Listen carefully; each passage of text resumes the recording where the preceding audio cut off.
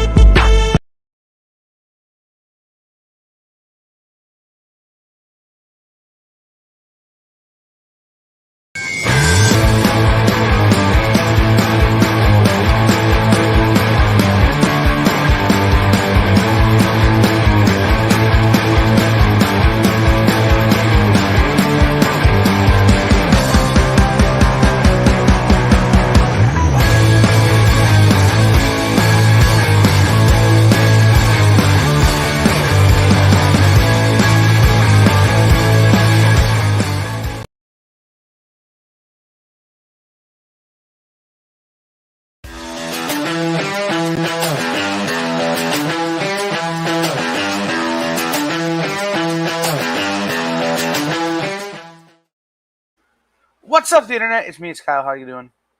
It's been a while. It's been like a week since I've been here with you. I took a week off last week because I didn't have any options. And so Dan brought a furry representation of me, which is more accurate than my real life persona.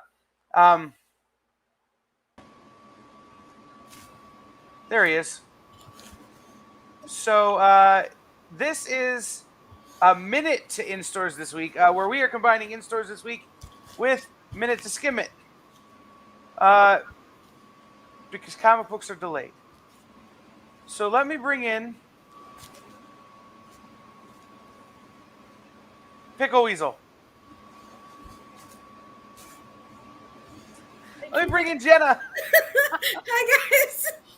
That was too perfect, Dan. I loved it. All right, we can put producer Kyle away. I like how you put him away by the throat. Wait, we put you away too. Not entirely inaccurate. So normally it's just Dan and I talking about the comics that are coming out this week, and what we're excited about. But this week we've added Jenna, Hey. who has actually read some of the comics that are coming out this week. Just a couple. And we've improved the show by about 60% already. Right? It's the hair. Well, she's 100% less bearded, which is a problem.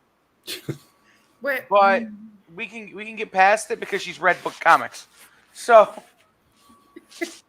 should we start or should we talk some more? Well, it's nice to see you back and healthy, or somewhat healthy, sir.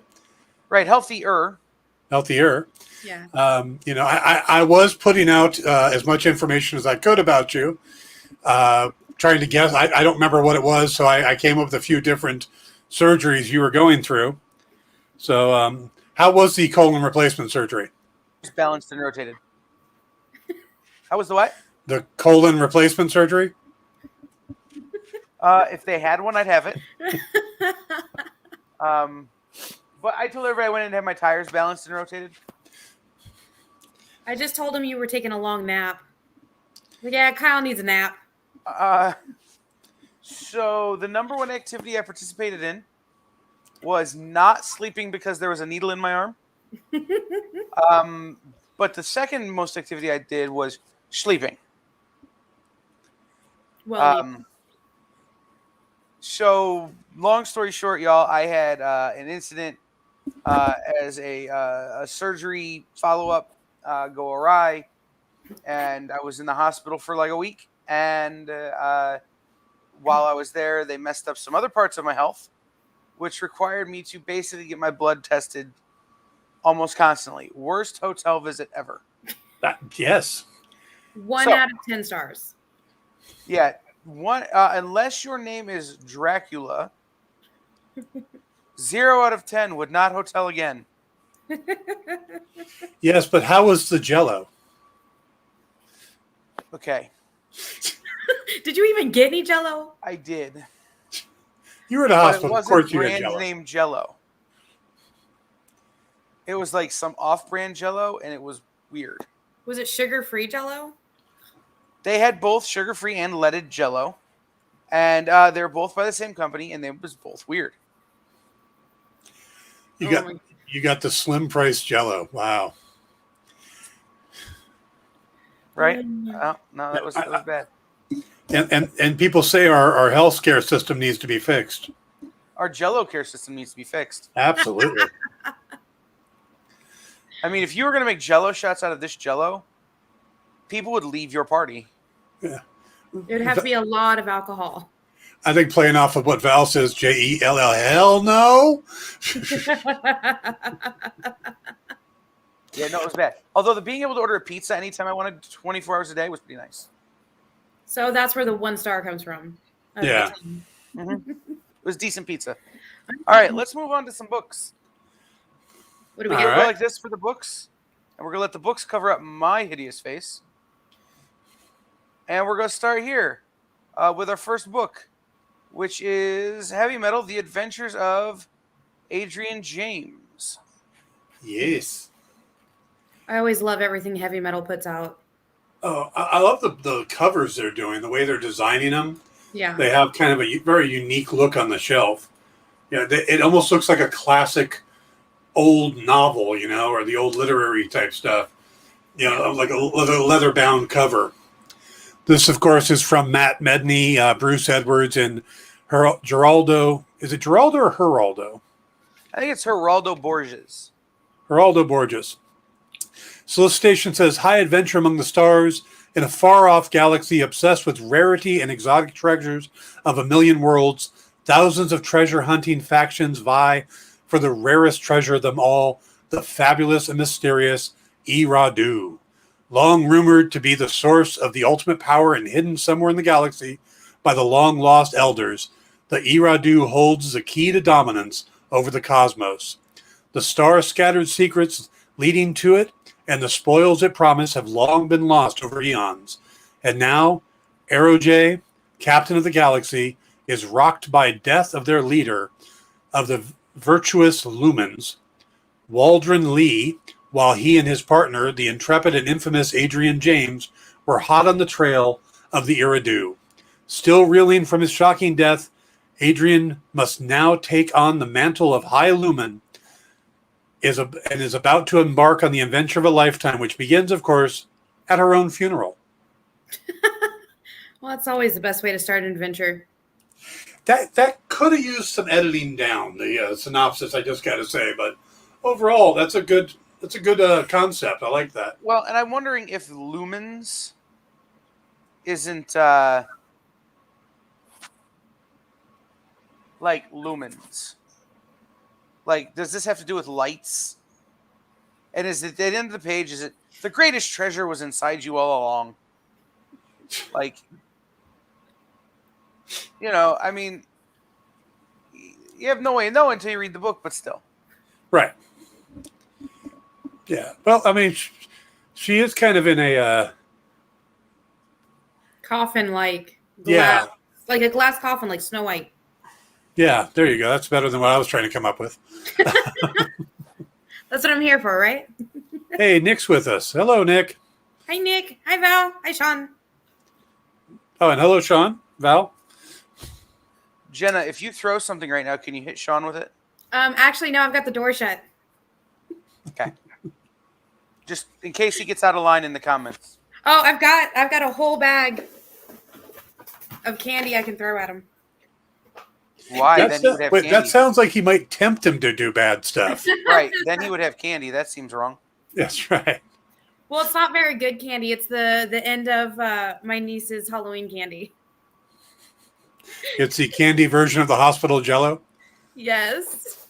Oh. It's like all the light stuff and the sugar-free stuff and that weird gum that's gone after a second. If you're going to provide people with Jello, it needs to be handy packs or Jello brand. Anything else, it is not Jello. Right. Same with pudding. If it's not Jello brand or Handy Packs brand, it's not pudding. It's just creme that hasn't set yet. Oh, I have missed your opinionated rants, sir. Good to have you back. I know exactly what to send you for Hanukkah now. If it's a brulee torch, thank you, but I have one. Oh, All right. Here we go. Next book. Right here. Yes, Avengers Tech-Ons. Avengers Tech-On. By the way, Jen, jump in at any time. I just tend to go through the synopsises and stuff. So here's the thing, right? Like, so this is Avengers, but it says Tech-On Avengers. Isn't Avengers Iron Man already Tech-On tech? Avengers. Isn't Iron Man already techie? Or are you just going to add more tech to it? I don't know. Maybe we should. An artist Chamba. Okay. But when Your connection is pretty sketchy right now, Kyle. I will fix. All right. This is Jim Zub and Kara Andrews. So it says Kara Andrews on the solicitation, but I see Jim Zub and it looks like a different name up there. But the idea here is that basically when the Red Skull wields a strange new power that strips heroes of their power and threatens the entire world, the Avengers turn to Tony Stark's experimental new technology to save us all. Here comes the Iron Avengers, Avengers Tech-On. Sleek, high-tech power suits bristle with energy and amped-up attack power face off against supervillains enhanced to match. It's mech and mayhem in the Marvel mighty manner. This reminds me, it's Jim Zub and Jeff Cruz. Why Kara Andrews must have did the cover. This reminds me of one of the earliest What If episodes I ever saw, which was what if Iron Man made suits of armors for all the Avengers? And this was the original lineup of Wasp, Yellow Jacket, or Giant Man. I think Thor got one, Captain America. So everybody got a suit of armor. Do Wasp and Giant Man / Ant-Man really need them? None of them needed them. Suits. Yeah. None of them needed him, but he still made Iron Man armor. It wasn't like he made armor specifically for that. He just customized the Iron Man armor to work with their powers. I don't know why. I just imagine Thor having a lot of fun in one of them. Like, oh, well, here I am. Yeah. But his hair would still fly out the back. You know? Right. It's a mech suit with a mullet. Yes. Every mech suit should have a mullet. I mean, come on. It's true. I always imagine the rat tail. For some reason, those are coming back around here. Yeah, bad 80s hair is making a comeback. Why? Yeah. Everything bad 80s is making a comeback. Lisa keeps telling me the fanny packs are coming back. Yes. My niece wants one so bad. I'm like, you're 13. You don't need one. Wait till you're like 50 or 60. No one needs a fanny pack. Although, you know who I see really rocking the fanny pack look? Nick? Professional wrestlers. Really? Most of them have fanny packs, but they barely fit around their neck. So it's like they've got their arm through it, and the fanny pack's like here. And it's like on the outside, and you're like, you're going to get robbed. Wait, Yeah. maybe not. Yeah. This is weird. I just keep thinking about that weird picture of The Rock with his long sleeve turtleneck and blue jeans and that fanny pack. Everybody And that gold necklace, yeah. Yeah. When he had hair. I just keep thinking of John Cena from Suicide Squad this week and thinking, no one's going to steal from him. Who's going to rob from John Cena? John Cena. It's really hard to rob John Cena because you can't see him. Oh. Ba-ba-da-bam. Paul Story went to see the movie. Cena came out and did the announced the movie, did the opening for it, and then the movie started. And I don't think Paul had any idea who he was.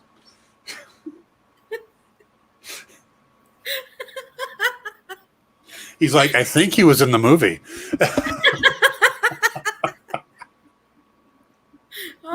Just a little bit.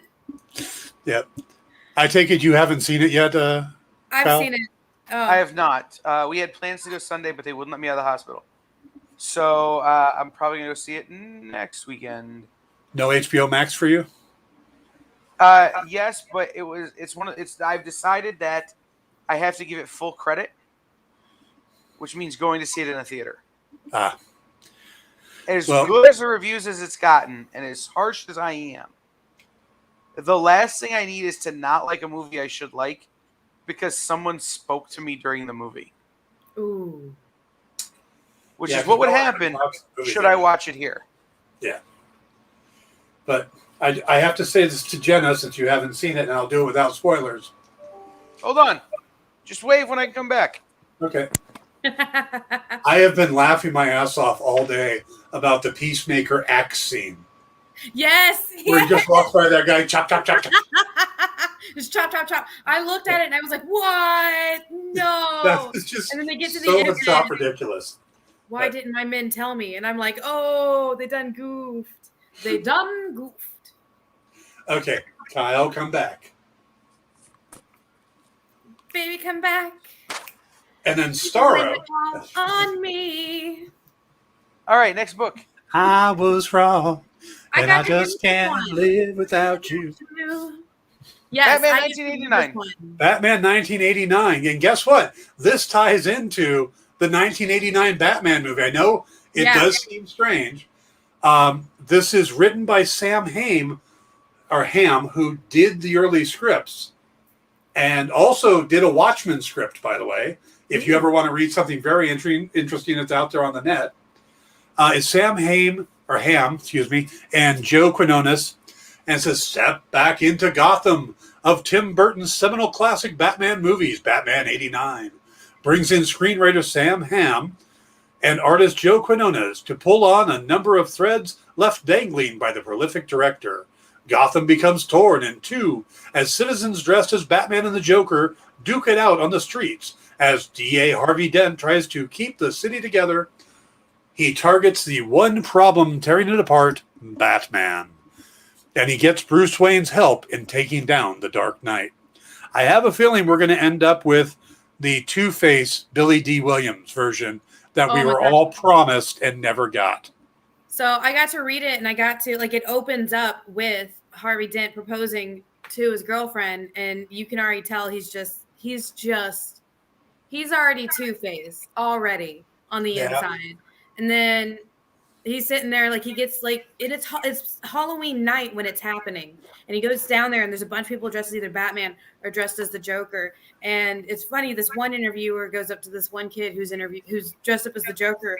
And he's like, why do you want to be dressed as this and to represent this? And he was like, wait, what? That's not what I'm doing. And I like Batman. I was like, why are you dressed as the Joker then? Okay. But it's on Halloween night, and Harvey ends up going to Bruce's manor and is all like, we need to do this, and we need to take out Gordon. And are you going to help me? And he's like, Gordon's helped me my entire life. I'm going to stand with him. So no. And it's just it just escalates from there. And they're like, well, he gets the ball rolling. And it kind of leaves at that point. I liked it. I really enjoyed it. I had to read it twice though, because there was 3 different Batman titles that came out that I was reading. They were number ones, and I was like, let me make sure I get this one right because I really liked it. And you get to see a little bit of him as a kid too. You get to see a couple of pages as Harvey Dent as a kid. Now you have to wonder how much will this play into going forward, because this is Sam Hamm who did the original scripts. Yeah. Is he carrying forward what they planned for Batman 3 before Joel Schumacher got involved? And will this actually be part of it when we get Michael Keaton's Batman in the Flashpoint movie or the upcoming Flash movie? Will this type of because I really liked it. I love the setup that they're doing to it. The art style really did remind me of kind of like the late 70s, maybe up to mid 80s type. It was just really kind of pushing you into really feeling like it's an 80s comic or late 80s comic. Nice. Yeah. I'm definitely going to check this one out tomorrow. $5 says the follow-up miniseries has bat nipples. Why you gotta hurt me? I thought we were friends. The second issue is written by Joel Schumacher.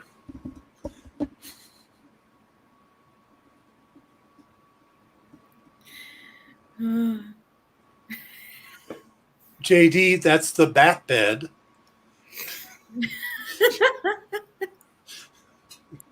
Self-scooping. Oh gosh. Next, Batman: The Adventures Continue, Season 2, Number 3. I got nothing on this one because this was supposed to come out last week. Yeah.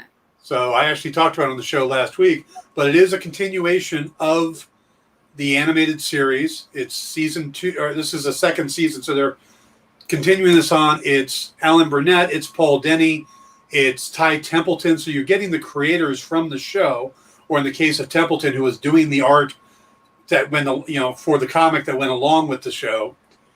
But you also get the first appearance of Huntress in this universe. We got her in the Justice League International or Justice League series, but we never got her in the Batman the Animated series. So it's interesting to see they're pulling her in, but they're pulling her in the Jim Lee design from the Hush series. Ooh. With the belly window and all that. I have no better way to describe that. The cutout. Called the cutout. The cutout, yeah. I'm gonna call it a belly window from now on. Forget cutouts. It's belly window. Hashtag belly window. They call Power Girls thing boob window, so that's a cutout too. Yeah, I know, but from now on they're windows. Yeah. Windows, things you see through. I just wanted to mention with this one. I just want to mention with this one that I've really been enjoying the Jazzman villain. I thought it was a neat villain. Cool. Love the cover. It's got a nice noir feel to it. Yeah, I love the different shades of purple that they're using in it. It's just beautiful. Yeah. Now, that's following the old. What was the old editor? Help me out, Kyle. Julius Schwartz. Julius Schwartz said you want to sell a book. Julius Schwartz, you need to either have a purple cover, an empty costume, or a gorilla. Those are the three things that sold comics. And if you look back at his era when he was the editor, you got that a lot. See, we were always told it was a pretty girl or a big gun. That was the 90s. In the 60s, it was purple, empty costumes, and gorillas. Why gorillas? They just sold well. Don't work with animals and children? Yeah, and if you had a purple background of Flash's empty costume fighting Gorilla Grodd, that was a pure moneymaker. If you had an empty gorilla costume with a Grodd name tag and an empty Flash costume, you had the biggest selling book of the year. Oh my god! Purple background. Don't forget the purple. Oh yeah, it's true. It's true. All right. Speaking of purple backgrounds. Oh, I got to read this. I loved it so much. Oh, take it away. I couldn't. I had the purple background. Yeah, yes. It was perfect. So I have to rave about the actual feel of the comic first. So we got this and a bunch of the CBSN and the web store variants in at our store, and they just feel like butter. It's just like your hands just feel happy touching this comic. The pages, the actual, just it's almost velvety. It just, I was sitting there reading it. That's a weird take. Yes. I like it though. I got to tell you. Right. This is the sensory take on this book. Yes. When a comic like that comes in and you just because I was sitting there reading it on the couch and I'm just sitting there rubbing the corner and I'm like, yep, I gotta stop that for a minute. So did really Raven Gregory drop you anything off today? I'm just kind of curious. No. So this kind of picks up where Starfighter ends, and you kind of get to see the past and how Draco comes to be, and he's hunting down the girl who I've blanked out her name because too much going on, And it's really cool to see kind of interaction that this character had and the main character from the other series had, and how they're not really hunting each other, but kind of hunting each other at the same time. Lots of reading in this one. I do have to say that. Just like it's got some good art to it. One of them cracked a joke, which was less funny because so it opens up where he's experimenting on a dude because he's trying to get immortality by finding the stone that's inside the girl's heart, which we learned that from the original series.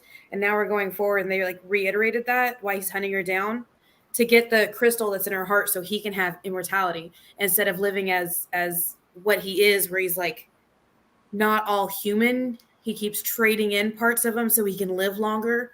He's like, with this, I will be complete. Oh, kill him.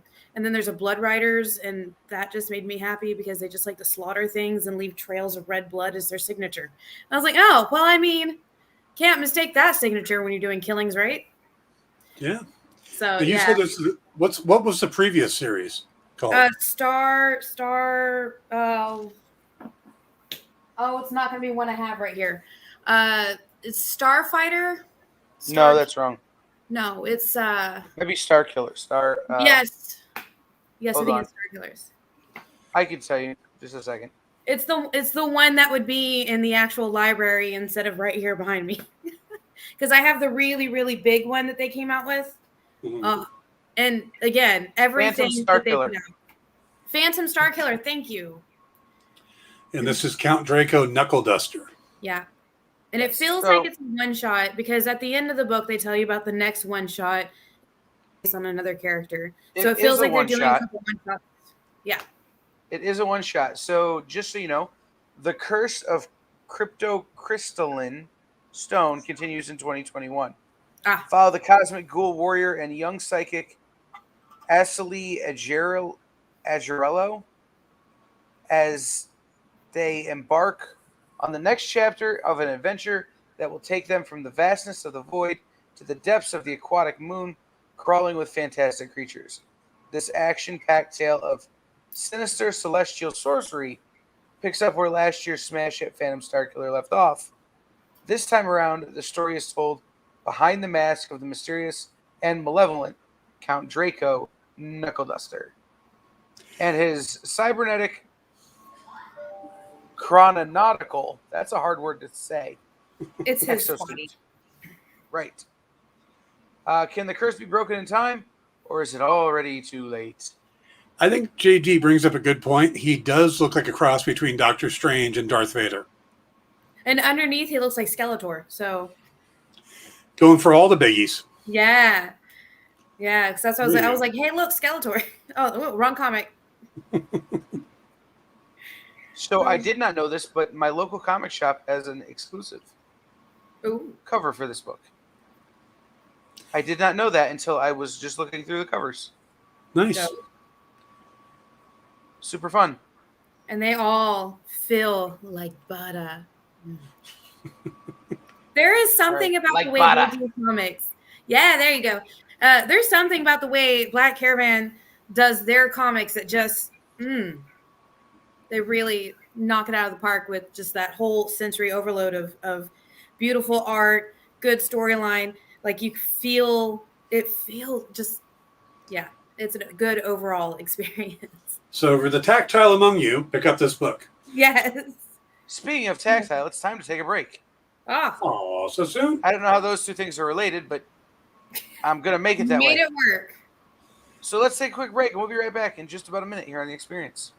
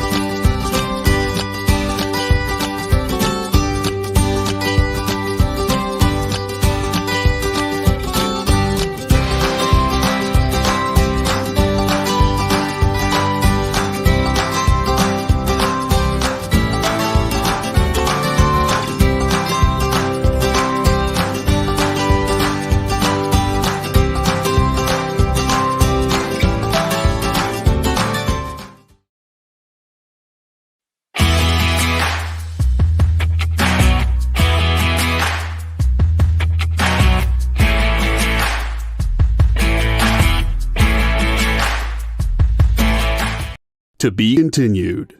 3 little words that hold the secret to the next great story. 3 words that will thrill you, confound you, give life to new possibilities.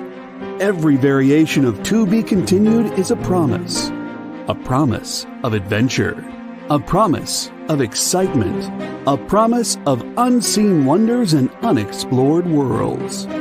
A promise that every issue you read makes you a part of a never-ending journey, and behind every page there will be an unopened door waiting for you. This story to be continued at your local comic book shop today. Visit comicshoplocator.com today.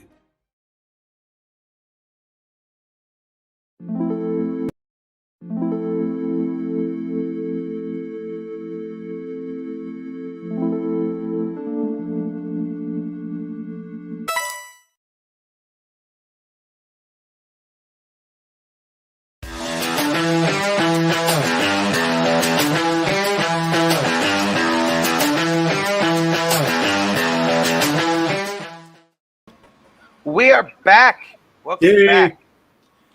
Val had some questions down there. Yeah, so I'm going to answer Val real quick. So we have the Comic Book Shopping Network exclusive that Miss Jen will have up at the store tomorrow. And I also wanted to show you guys. So this is what the first one looked like.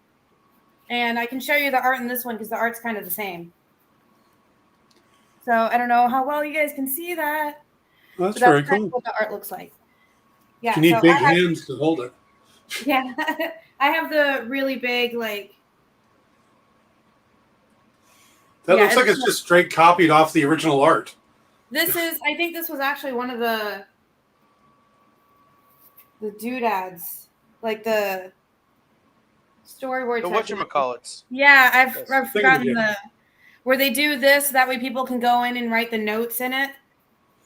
And then, yeah, so mine doesn't have any of the notes of it. Miss Jen is the one that has the notes in it. But yeah, so you can also see he's got the sword that he uses, the main Star Killer. He has a sword that kind of reminds me of a lightsaber, almost. They're definitely going for the 70s style in the naming. Yeah. Yeah. But By the way, Kyle, is that your handwriting on Okay. the Post-it notes? It is. Okay. that's Val your- wanted to know that too. I also want to know who. You can tell by the scar that's right here. Goodness. How many times did you have to redo some of those notes? None. First Wow. try. Well, okay. I didn't have to redo them. I redid some of them because I missed. Well, I suppose I shouldn't say none. There were some ones that got misspelled. There were definitely some ones that were only quasi-legible. Like But I did it in one take. So if I screwed up, I started over from the beginning. Oh my goodness. Okay, so what we see is one take, Yes. but there were multiple attempts at the take. It took me 3 tries. Oh, okay. Well, That's that's not bad. Yeah, it's not bad at all. Yeah. I No. just want to know what happened to our celibatate ad. I loved that one. That was never supposed to air. Aw. That was a proof of concept thing. That I literally only loaded up because I wanted to see what it looked like in Yeah. the software. And then I thought I removed it, but being at the hospital and trying to do that kind of thing, it must not have come out. Yeah. And so JD ran the celibatate ad. And it's still one of my favorites. I don't think I've seen that. Oh, it's a treat. Oh, Just it's come gonna come back. celibatate. I'm gonna fix the spelling and Aw. use it, but it was only supposed to show that ad, and this is gonna be Inside Baseball, and we're here to talk about comics, but Ooh. is 2 different types of motion graphics put together. It's not just like most of them are a motion graphic and a video. This is a motion graphic over a motion graphic with a third motion graphic. Wow. It looks beautiful. I did really like it. It's really cool when it comes out, but you got to spell. And Spelling is I hard. am not good at the spelling. Val wants to see it too now, man.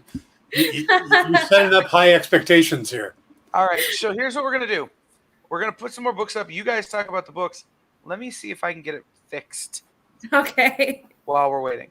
Or All right. you know what I should show people? Hold on. I'll show people something that nobody's seen before, except for the Dan Wickline. Ooh, I'm excited. Just because I can do this, and what's he gonna do to stop me? Really? Show me what you got. It'll take just a minute. But right. while we're waiting on that, make sure you tune in for our 6-month anniversary events, which are happening.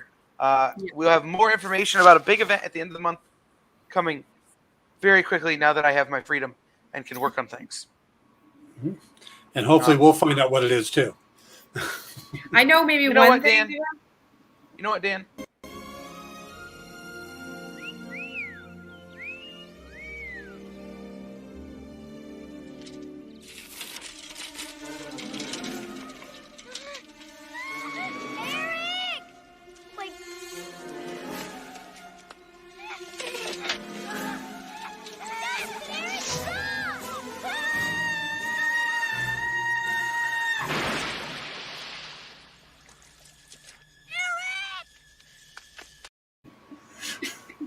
I'm gonna Paul Rudd you for that. All right, let's talk about a comic. Yeah. Let's go after with that this we one. kind of need to. Okay, Super Sons. DC Challenges Super Sons. Yes. Peter J. Tomasi, Evan Stanley, Max Rayner, and Simone DeMeo. I love the solicitation on this because it literally starts out, "Hey, Aquaman, what's cracking?" Oh, jeez. As the guardian of the deep finds himself in the clutches of a gigantic underwater baddie, courtesy of the deadly Doom Scroll prophecy, the Super Sons stand ready to assist. Then, picking up where the story left off earlier, in the series, Superboy and Robin have been rescued from the clutches of some truly wicked spells by their new ally, Rora. As Rora rushes to help the boys return to the present, their pursuers close in and prepare to attack, and Vandal Savage and Felix Faust are one deadly duo who mean business. All right, these are two kids having to take on Felix Faust and Vandal Savage? That seems a little... Yeah, that seems kind of unfair. That seems a little on the extreme side. Are they about to say that the Super Sons are so OP that they can take out even... Is Batman going to have to go on to matchsidekicks.com to find himself a new Robin soon? That sounds about right. That sounds about right. Yeah. By the way, they put the joke, "What's cracking?" on the cover, too. Oh gosh. I don't know why, but my brain said, "Release the Kraken!" I'm like, no. And that is what's supposed to happen. Yeah. Basically, everybody, when you hear Kraken, you're supposed to say that. Release the Kraken. I've got a job done. So yes, Joel, that is being called Rudd Rolled. Yes. But in the meantime, before we move on to our next book,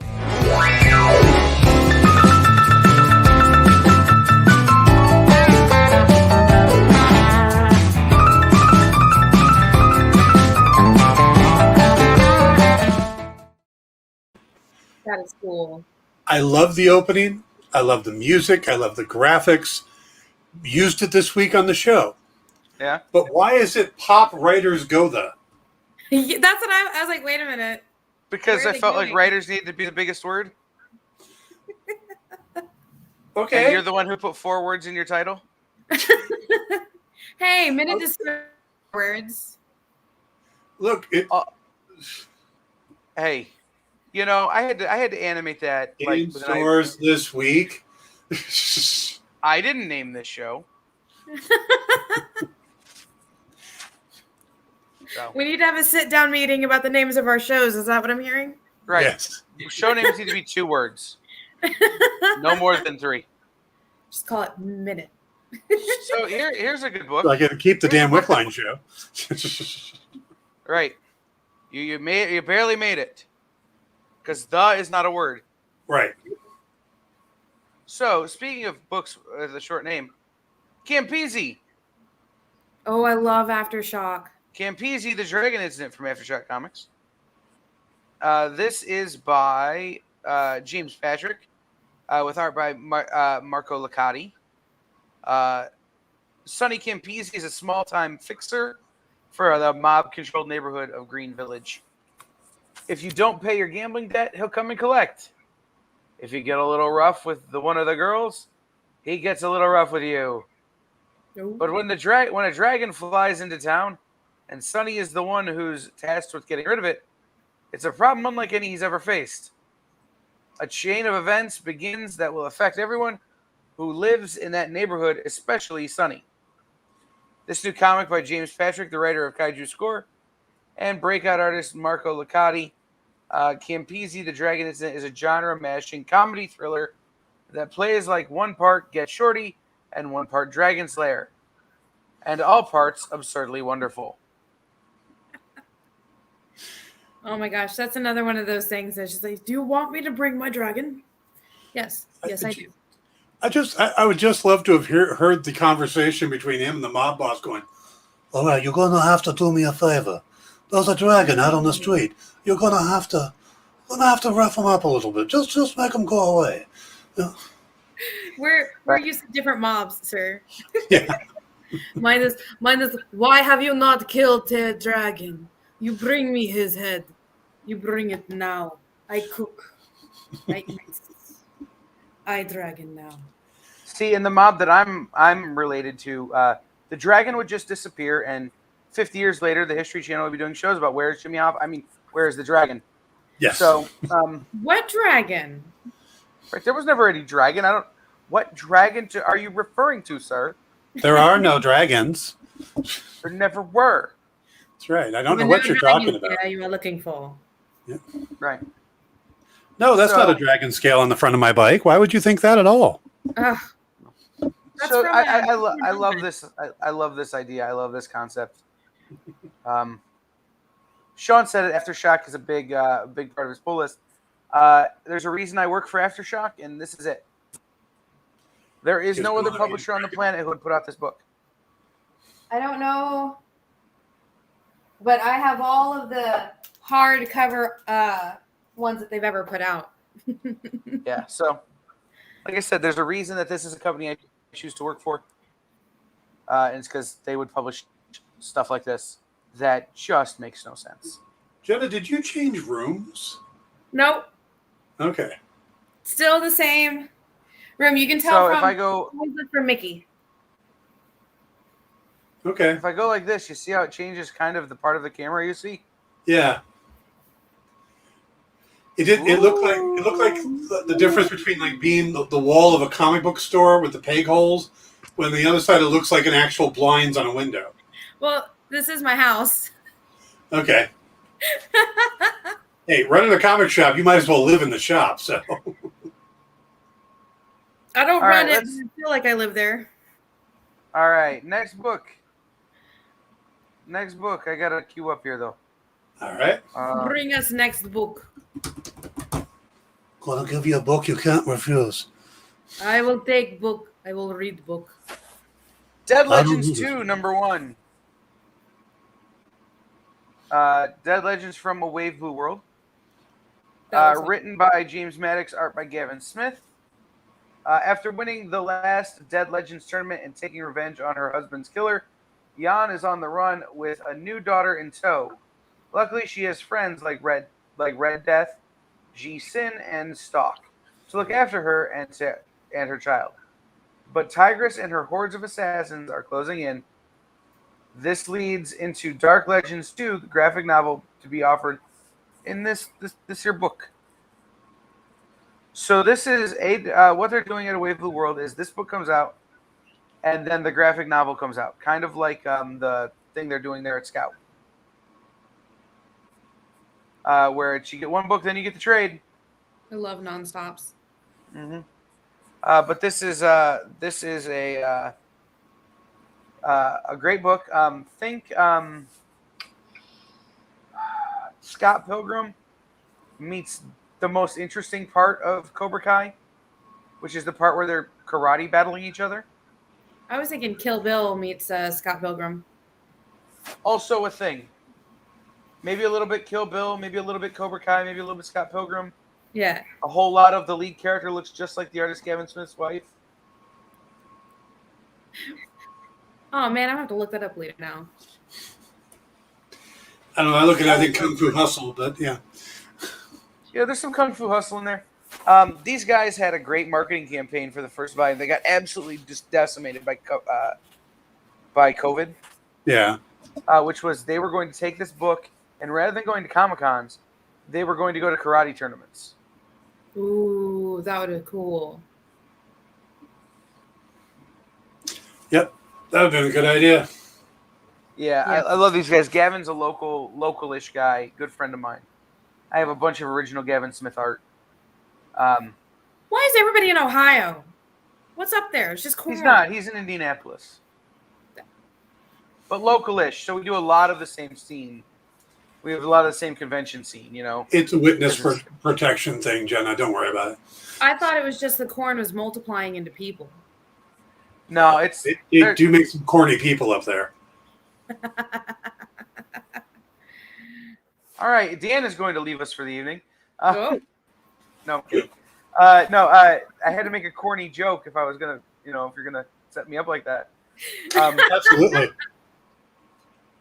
Ooh. Anyhow, but no, I think a big part of why we all know each other from this part of the world is that the convention scene is so much smaller. If you're in the Houston area, there's 4 cons just probably in your area. A month. Right. Yeah. Here, everything is 3 hours from everything. Yeah. So we all see each other. I drive 3 hours. I'm still in Houston. All right. Right. That's what I'm saying. Like, you need to change states up here. Yep. So, all right. Dan, did you have Daredevil 33 on your list? I believe I did. Yes. All right. I thought I was going crazy because I opened Daredevil 33. But then I didn't have the art for it. So we'll come back to it. Okay. And we'll just jump ahead to another D Marvel book. Yes. The Defenders with Al Ewing and Javier Rodriguez. I do like when companies go ahead and say stuff like superstar Al Ewing and Javier Rodriguez reunite for a cosmos colliding journey. When existence itself faces extraordinary threat, it needs an extraordinary defense. And when you call the Defenders, Doctor Strange and the Masked Raider take a non-team of Marvel's weirdest, wildest heroes on a mission that will uncover the hidden architecture of reality itself. This cosmos was not the first to exist, but if the Defenders can track Marvel's oldest villain through the deepest trenches of time, it might be the last. They can't track. That makes much more sense. Okay. Yeah. I was just sitting here nodding. Okay. Yeah, that is an interesting team of characters. Yeah. One looks like either the Mist or Vapor. You got Doctor Strange. You got the Masked Raider, who I'm not familiar with. And I think that's Silver Surfer at the bottom. But then again, nowadays with Marvel. I don't know. Doctor Strange, Harpy, Masked Raider, and Silver Surfer. Oh, so it is Silver Surfer. Okay. That's... And Doesn't instead of tell us Mist, it's Harpy. No, Harpy's down at the bottom next to Silver. Yeah, that is Mist. Okay. Wonder why they're not included in the characters seen in this book tab of this book. Maybe she's the bad guy. Ooh, spoilers. Frightened me there, man. I do like the fact that they're bringing out more Defenders stuff. It's been a while. And the original team is very complicated to put back together now when you get stuff like Namor and Hulk. But Doctor Strange, Silver Surfer, you got 2 of the main components.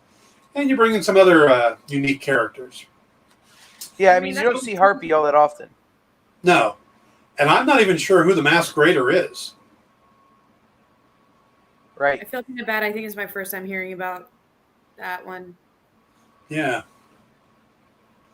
I'm not sure if he's mystical or just... Well, I mean, the way he's holding a gun, maybe he's a assassin.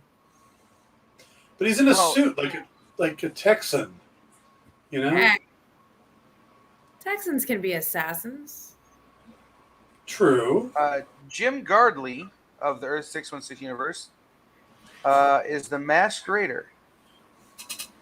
Jim Gardley was a cattle rancher who lived in the town of Cactusville, California. Texas. California. It's still cattle rancher. In 1849, Gardley being pressured into selling his land to local wealthy rancher Cal Brudner, seeing Jim's opposition creating I'm trying to find his powers. Yeah. See, we have buffalo and horses down here. And Okay. sheep. He's tied to the Rawhide Kid. Like literally? Is it like a kinky thing? No, like he was in those books. But his other alias is Streak. The Masked Raider was a remarkably good brawler, gunfighter, horseman, and strategist. He's also skilled in using disguises and his detective work. The Raider has an uncanny, charismatic person, easily earning the trust of strangers. So he's Batman with guns Yep. and a cowboy hat. Yeah, he's Cowboy Batman. Cowboy Batman. All right. Yeehaw. Cowboy Batman. No, it's hold on. I'm preparing. Give me one second. Okay. I'm a cowboy.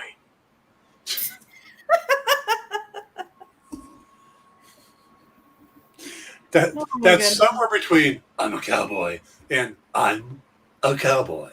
You're going Shatner there. Right. I'm the Batman.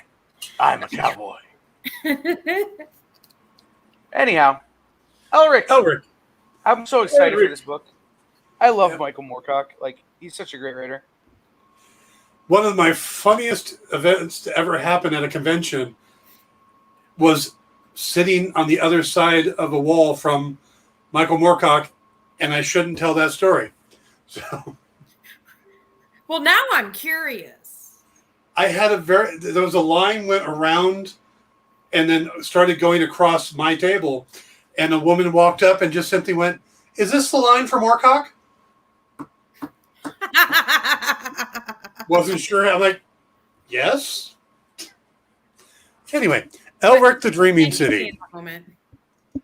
Elric the Dreaming City is originally a 1972 fantasy novel by Michael Moorcock, and it's the first full-length novel to feature Elric, the last emperor of the stagnating island civilization of Melniboné.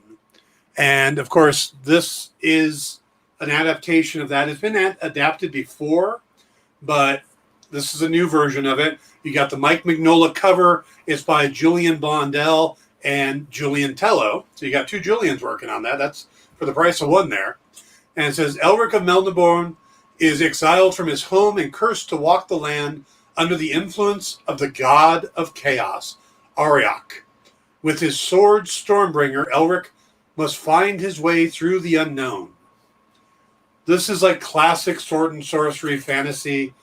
And, Michael was cranking these things out in the early 70s and 80s. It's a great series. If you're looking for something different, and you're looking for that fantasy feel like Game of Thrones, like Lord of the Rings, that type of thing, give this a shot. I think you'll like it. Yeah, I don't generally go in for sword and sorcery or high fantasy kind of stuff. I like your Red Sonjas, but that's about it, right? But I love the Elric stories. I was lucky a while back. Miss Jen had a bunch of them on one of her lunch direct shows, and they were the oversized Elric, the magazine size books. Yeah. Oh, yeah. And she had them for like $2, and I'm like, those are worth a lot more, but also I would never sell them. So I bought them all. It was pretty great. So I've been reading Elric comics, since I could start getting my hands back on them. I'm excited that this has, a Mike Mignola cover as well. Back when Marvel was doing the original Marvel graphic novels, when they were started off, they were doing specifically they did the New Mutants that way. They did X-Men God Loves, Man Kills, and The Death of Captain Marvel. One of the early ones was Elric the Dreaming City, and I believe the art was by P. Craig Russell, which was absolutely gorgeous. I have it somewhere. I could go get it if I could move. Well, don't do that right now. No movie. No more. Right, no moving. Yes. All right. So let's move on to. We're gonna move, but just on to Daredevil. All right. The Devil of Dares seems to be on fire on this cover. He does. He does. This is more Chip Zdarsky, Marco Cicchetto. Yeah. The interesting thing is that really does look like Matt Murdock on the cover, Yeah.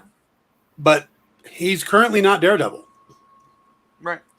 This is Chip Zdarsky, Mike Hawthorne, and Marco Cicchetto. It says, lockdown continues. Elektra faces her greatest challenge as Daredevil yet, as a serial killer is on the loose in Manhattan and killing innocent people.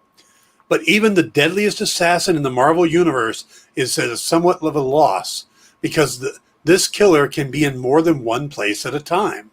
A team, a mutant, or something else entirely. Whoever or whatever they are, they have a thirst for blood, and Elektra will put herself directly in their sight. Plus, Matt Murdock faces challenges of his own in prison after being exposed to a dangerous and experimental compound called Resid that makes those subjected to it more aggressive and violent. Whatever happens, one thing is certain, Daredevil isn't getting time off for good behavior. So unless he... Experimental. Yeah. I'm not sure why they would have experimental compounds in a prison. That seems like a really bad idea. Because Luke Well, Cage. the comic scientists got to test it somewhere. True. So I do like the flames are coming out of where the horns should be. Yeah. Uh, That's exactly what Daredevil needs, is to be more aggressive. oh, I thought you were going to say flaming horns. Well, we already knew that was, what he needed from a long time ago. Now Yeah. he has them. He needs them bigger. I'm enjoying the Elektra run as Daredevil, but I'm also kind of ready for Matt Murdock to be back. So hopefully we're going to move along on Lockdown pretty quickly. Yeah, I think it's one of those things is we'll probably wind up with 2 Daredevils pretty quick here. Oh, I hate that. Yep. That's one of my pet peeves about comics is when you get like multiple people running around in the same name. Yeah, but like how many times are those people also like the most toxic boyfriend and girlfriend relationship you've ever met? Yeah. Like the only more toxic couple in Marvel Comics is Scott and Jean. Really? I was thinking Really, Hank I'm and gonna go Wasp and Ant-Man. Yeah.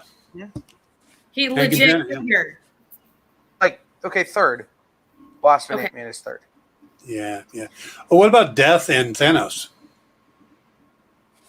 No, that's pretty much one-sided. That's a triple thing though. That's got Not Deadpool, super toxic. Yeah. Okay, fair enough. Not super Because toxic Deadpool because and Death Thanos doesn't are care about toxic. either of them. And you can't really call that a toxic relationship between Daredevil and Elektra because every relationship Matt Murdock gets into is toxic. Typhoid Mary, Karen Page. There is no happy relationship he's ever had. Just look at their names, man. Like red flags. It's not the girl, it's him. He's the problem in these relationships. He could use some serious therapy, more than just talking to a priest. He needs some actual counseling. All right. Because Dr. Phil is down for stuff now, we should get a Dr. Phil counsels Daredevil book. All Yes. right. Okay, so it's time for break, but Oh. we need to get through one more book to be halfway done. So Okay. let's do another Chip Zdarsky thing. Even though he's not doing this one, he kind of started it. This is Fantastic Four Life Stories Part 3. Yep, Mark Russell, Sean Izaki, and Daniel Acuna. The real-time story of the Fantastic Four continues in a story set in the 1980s. Reed Hatch's adventure to defend the Earth from Galactus, but will his plans be derailed by the Cold War? Sue and Johnny are invited to speak to the United Nations about saving the world, and a maverick computer genius offers hope to humanity with his new computer company. But is his hope all he's offering? Why on earth would you have Johnny, of all the people you could send, talk to the UN? Reed, Sue would be my top 2 choices. Maybe Ben. Pretty face. Herbie. I would send Herbie before I would ever send Johnny to talk to the UN. It's his pretty face. That's got to be what it is. Just stand there, Johnny, and look pretty. I'll do all the talking. Stand there and wave and look pretty.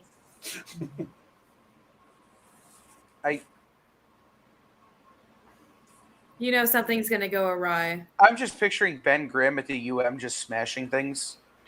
I didn't mean to knock over that podium. Yeah. That's my bad. Oh, that was supposed to be a fire door story. Right. That was a fire door I just ripped off the hinges. My bad. I think I just killed the entire country there. Sorry about that. Yep. All right. So we will be right back in just a minute or two here on The Experience after these words from my hands, apparently.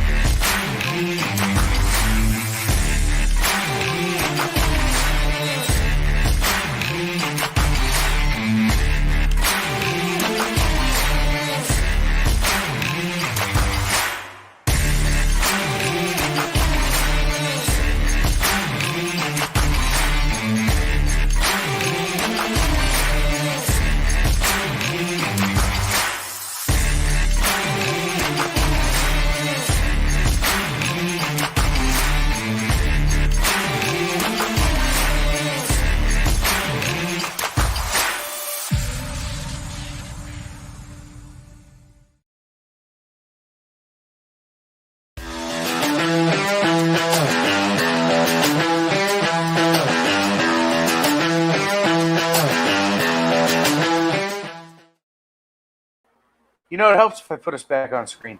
That's a good idea. Hey, Kyle, I was just thinking, since we're doing this kind of experimental format, I think we should keep it, and I think we should keep Jenna, and we'll just send the Kyle puppet to Jen to do the shows over. To do the other show that we normally do? Yeah. Well, here's hoping. I'm good with that. The next person that we hire can just, maybe they'll do it. Or we'll send Sean in. Sean could go and do the co-host of the show. Did you guys see the new PX exclusive Deadpool pop that came out this week? No, what is it? Oh, I've got it. Hold on. So, for those of you who don't know, in Jenna's home, there are a bajillion pops. That is very cool. There's also a Doritos. Professor Hulk PX previews exclusive that came out, but that's in the pop room. Yeah. The He's pop fixing room?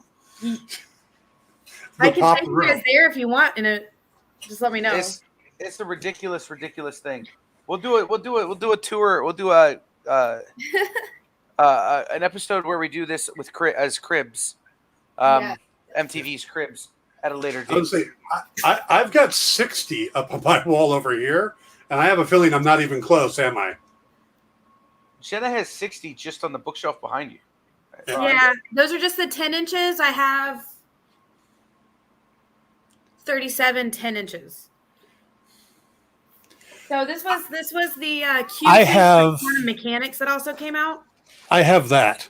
Oh, I have an entire wall and a half. Yeah. Instead of painting rooms or putting up wallpaper, I put up pops as wallpaper. That's a good idea. I like it. Yeah. But yeah, so here, this is the other side of me. Here, why don't I make Jenna big? Oh, okay. So here is the other Let side. my of monster grow. me.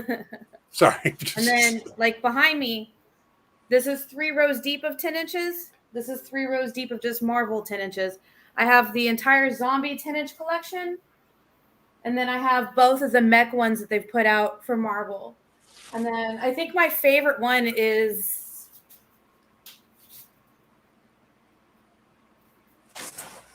this one. Oh, Lordy. All right. Zombie Magneto. Very nice. I've also got zombie Deadpool, zombie Wolverine, Venomized Groot. I only have 1 10-inch pop. It's Groot. Oh, and my Stay Puft Marshmallow Man. That's behind Optimus. I don't think I have any official 10-inch pops, but I do have the Hulkbuster and Gorilla Grodd that are both really The 6 large. inches, yeah, I have a ton of those. The 6-inch pop they're releasing is Professor Hulk, where it's the Punisher and the Hulk crossover. Yeah. See, I'd have more pops, but I've got those things back there. Yeah. We have Yeah. I have another bookshelf just for the statues that we have. Yeah. These guys are really expensive. They're like 13 pops per. Mine is from 10 years of collecting. Oh, it's so dope. Yeah, I've been so I collecting stopped collecting pops in favor of original art. I have some of that too.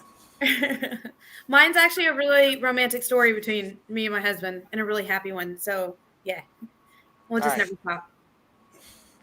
So I have original Jim Lee art bought with Gareb Shamus and Nick Barucci's money. Nice. I have a couple of things signed by Jim Lee when he was here at Space Cadets for Houston Strong, and Nice. I made him sad. I'm just so that's the biggest bummer about the convention situation being what it is. I can't con Nick into playing poker. Yeah. That's how Nick and I met. So I've tried and tried and tried, and be like, "Hey, man, I'm coming out for New York. If I come down, do you want to go to Atlantic City? You know, you want to play some cards? No. I think he knows so loose. All right, let's get back to comics, and we'll start with Masters of the Universe Revelation, because Kev Smith. Yeah, co-written by Kevin Smith, Mindy Lee, Deron Bennett, and Dave Wilkins. And we all know what's going on online. Everybody going nuts over this thing. People either love it or they hate it, which pretty much sounds like everything Kevin Smith has ever done. So, and I've always been on the side of I like what he does. So yeah, I've loved everything I've seen by him. Tusk was the only weird one that I was kind of like, Yeah, that was a little strange, but I loved his run on Green Arrow and stuff like that. So, and Daredevil. But this is the official comic book prequel to the upcoming Netflix television show, written by executive producer Kevin Smith and Rob David and episode writer Tim Sheridan, featuring art by Mindy Lee from Crimson Lotus. Following the vicious Orlax attack on King Randor, He-Man learns the creature is linked to the origin of the Sword of Power and also his nemesis Skeletor, who finally finds himself on the cusp of realizing his dream of capturing Grayskull's secrets. Okay, that sounds like standard He-Man fare, Masters of the Universe. And of course, it's also not He-Man, it's Masters of the Universe. So if they take the focus off of He-Man and do it on somebody else, it's still the Masters of the Universe. Yeah, that's the thing with this stuff that I'm having, like, to yell at people about. They're not grasping this. It isn't just about He-Man. Right. mentality. Yep. So like, it's about other people. Yeah. So, but It's- it's been really fun so far. Yeah, it's like saying there can't be another Avengers movie because Iron Man's dead. Yeah. Mm. There can't be another Avengers movie until they make a good one. All right. We're not opening that today, okay? Yeah. We'll save Yeah, that we're for not another day. going down that rabbit hole today. Yeah. We'll Yeah. have to Kyle's do on his a own on that. Talk Dan about. Wickline show, where it's the three of us just argue over that. Because I can go all day. So Civil War. we have too many comics to get to open up that bag of worms. Yes. Yes. So let's move on to the next one. Kiss, Phantom Yes. Obsession. I just want to take a moment and editorialize. Kiss is on their final world tour, quote unquote, final world tour, until Gene Simmons decides he wants more money. Final and World Tour number 20. Well, no, it largely has to do with Paul Stanley is rather ill and can't tour anymore. This is the last go around. Paul needs to retire in order to live to see a ripe older age. But tickets for their concerts are so expensive. They're playing to like 900 people in 4,000 seat venues. That's crazy. Nosebleed obstructed view seats here in Toledo are $147. Jeez. Wow. So, hey, Kiss. Maybe play the sold out shows. Maybe play sold out shows cheaper. Yeah. You've only got half the band anyway. And yes, you can say, that these other guys have been around a while. But, okay, I'm old. I got my first Kiss album at the age of 7, okay, in the mid-'70s. So I've been around Kiss for a long time. I grew up. They were my first band. I had a bunch of the albums. I've met Gene a few times. Man. But, yeah, it's not Kiss anymore. When you don't have Peter and you don't have Ace, and now Paul's going to be gone too. Yeah. Anyway. That's really bad. Every time people bring up Kiss, I have to say that I preferred Twisted Sister. Sorry, guys. I like a couple of their songs, but Twisted Sister is a very good musical band. yeah. Actual talent-wise. Mm-hmm. Gene Simmons is a businessman first. My nephew asked me about him as a bass player, and I said, okay, let me show you 2 bass solos, and now I'll show you Gene Simmons. I showed him Jason Newsted from Metallica. I showed him Billy Sheehan from Mr. Big. And I went, and here's Gene Simmons, who played 4 notes and then just kept going this to the crowd to get him to cheer. It's like, I currently am a better bass player than Gene Simmons. Okay? That's all right. What's this comic about? Tell me. To get this back about on the 20 rails. pages.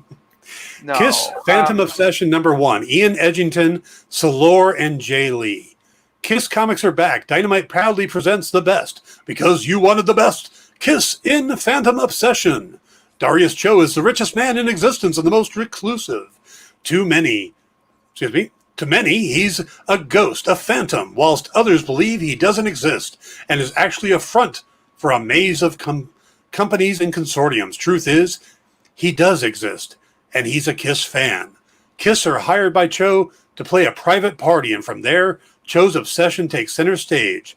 And it's the fight of the band's life, featuring the most metal of heavy metal covers by superstar artist Jay Lee, Stuart Sager, Tim Seeley, and series artist Salor. And a special photo cover featuring the one and only legends of rock and roll, Kiss. They're all rock and roll all night and party every day. Okay, I'm going to point just a couple of things out. Yes. The photo cover is the original members. But it's Good. also from the Kisco era. So not great. When Gene was dating Cher? No, this would be like New York Groove era. Dynasty album. Gene was dating Cher, and that led to them doing a disco album. No, we're talking like New York Groove. Yeah. So New York Groove was actually the solo albums. Learn something new every day. Right. We're going a little bit later than that, but still that same era. Dynamite has done good with the Kiss property. Mhm. Yeah. I like Kiss. I like The Kiss books have been good when whoever's been when McFarlane had them, when Dynamite or Dark Horse had them, and Dynamite's doing a good job with them. Plus they're throwing the word Phantom up there just to get the old timers to think about the old Kiss meets the Phantom of the Park. Ooh, Val and, calling him and, out. and the rest of us for Kiss Saves Christmas. No, we're I just want to take another Kiss did what? In an episode of Family Guy, there's a special called Kiss Saves Christmas, where they have to save Santa Claus from a pterodactyl with the power of rock. All right, cool. How is that not a series? Right? We'll talk to Nick. Maybe he can get it done. So I just want to go back to our original bassist. Best bassist ever, his name is Geddy Lee. Second, behind him is Cliff Burton. Everybody else is below that. Sort of towards the bottom of the list is Gene Simmons. Well, first you've got to put John Entwistle, Flea, and Jaco Patronus on your list above those. Geddy Lee's a good bass player, but he's not better than those three, and he will tell you that. He can also sing and play piano with his nose at the same time. Boys, you're both pretty. Can we find the next comic? So here's the thing: Geddy Lee gets first because he basically is the whole band. Other than I think Neil Peart might have not anymore now that he's passed, and Alex might also have a problem with that. Right. I mean, other than the two guys, he's basically the whole band. What is the next comic, please? Yes, the next comic is I Am Batman. Or I Am Batman. Aww. So great to bring it back. I am Batman. I am vengeance. I am the night. I am Batman. John Ridley and Travel Foreman do this future state gave readers a preview of things to come with Jace Fox as the new Batman. But his debut in the core line arrives with a bang. Picking up immediately from the events of the next Batman, Second Son, Jace thrusts himself into action with Magistrate crack down on Alleytown begins, using armor he's found in the abandoned hibernaculum. What the hell's a hibernaculum?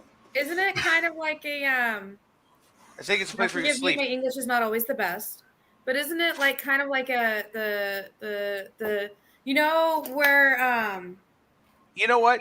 Dan, No, the hibernaculum is the thing that they wake Simon Phoenix and the Demolition Man up from in that movie Demolition Man. Oh, crypto storage. And then they went to Taco Bell. The age of the new Dark Knight starts now. Yeah, I'm gonna go put that voice away so you guys can talk. Yes. So at a Waffle House. Forget Taco Bell. Yeah. Well, no, but Jenna, you have to watch Demolition Man. Yeah, every restaurant's Taco Bell. Every restaurant is Taco Bell because it's all that survived the fast food wars. I feel like it was forever ago, but I feel like I have. I can't remember. I'm going to get a text from Sean or Jay going, she just watched the 3 seashell scene. She's broken. You broke Jenna. She watched the 3 seashell scene. There's a movie you need to watch called Sputnik. It's mostly in Russian and French, but it's why? Yeah, it's just why. By the way, Sean is correct. Billy Sheehan is a god. Not saying he isn't top 5, but I put Cliff Burton over Jason Newsted because original over replacement over replacement over replacement. I can't. Yes. I can't side. And I'm friends with and Dan. Just so you know, I could call Rob Torrio right now, the current bassist from Metallica. So I still put him 4th. Wait, if you do talk to him, tell him the strap has a little thing on it. He can pull the guitar up closer to himself. He doesn't need to have it as his knees. Yeah, I know. I'm a little bitch when it comes to bass. I got to tell you. It's true. It's true. All right. I get to read this one. I love this one. I do. I have that. Yes. Hardware season 1. I got to read this one today. It was so good. So it's this one character. His name is Curtis, and he's like this genius that he had like 3 degrees by the time he got out of he wasn't even high school age, and he already passed through all of the school and all of the college.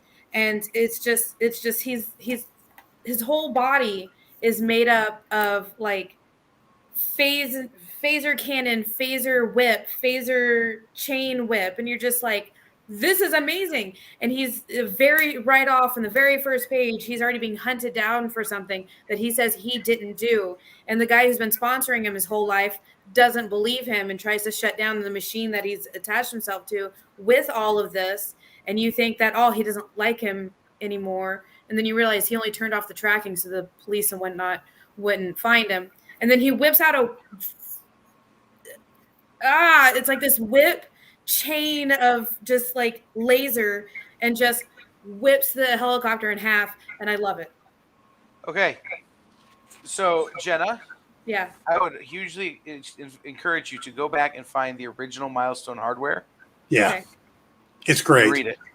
Yes. You'll thank me for it later. But this book, guys, two of the people working on this book are OGs of Milestone Comics. Dennis Cowan. Bill Sienkiewicz and Dennis Cowan.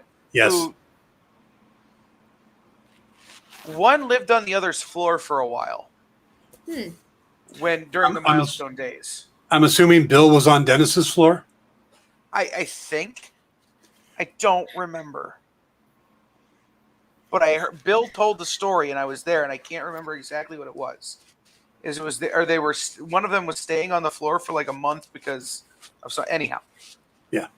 So Curtis Metcalf was the brightest shining star of Alva Industries, a brilliant scientist monitored by Edwin Alva since childhood. Until the failures of Alva technology at the Big Bang disaster threatened to destroy the company, and Alva needed a scapegoat. Now Curtis is on the run from the Dakota Police Department, but a man as smart and paranoid as Curtis takes precautions. With a nearly indestructible suit of armor and a remarkable inventions he has never handed over to Alva, Curtis stands determined to do much more than clear his name. He's going to take the fight to Alva himself. Writer Brandon Thomas, who did Future State, Aquaman, and Excellence, shout out to Excellence, great book, is joined by Hardware's co-creator and Milestone co-founder Dennis Cowan to open a legendary new chapter in the story of the Milestone universe. Milestone Universe's the most complicated man. Thank you. I don't know why I couldn't get the apostrophe S. Yeah. Words are hard. I got these books when they first came out. I was, the idea of a whole new universe to read and stuff, I jumped in immediately. To have them back, I've got the static books over here right now. I need to pick up the rest. Absolutely loving what they're doing, though. These are great, and it's so cool to see these characters back. And right now, if DC has half a brain, they would immediately start working on these as movies or series for HBO Max. Yeah. These would do really well. Just this one issue, and I'm like, oh my God, I need to know anything and everything about this.